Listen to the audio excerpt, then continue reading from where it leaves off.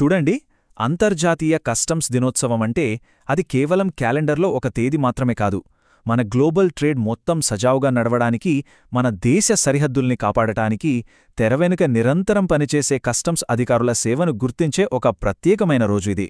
వాళ్లు లేకపోతే అంతర్జాతీయ వాణిజ్యమనేది ఊహించుకోవడమే కష్టం.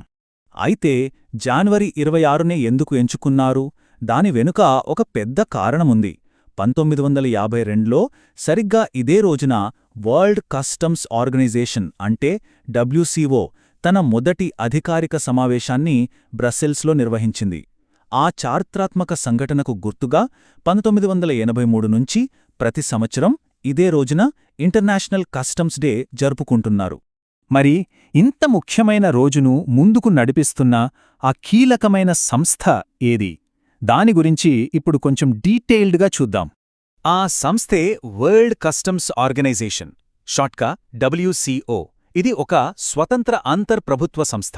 దీని మెయిన్ గోల్ ఏంటంటే ప్రపంచవ్యాప్తంగా ఉన్న కస్టమ్స్ డిపార్ట్మెంట్ల పనితీరును మెరుగుపరచడం, వాళ్ల మధ్య సమన్వయం తీసుకురావడం. ఇక్కడ ప్రిలిమ్స్ కోసం ఒక ఇంపార్టెంట్ పాయింట్: దీని హెడ్ క్వార్టర్స్ బెల్జియంలోని బ్రస్సెల్స్లో ఉంది. ఇది గుర్తుపెట్టుకోండి.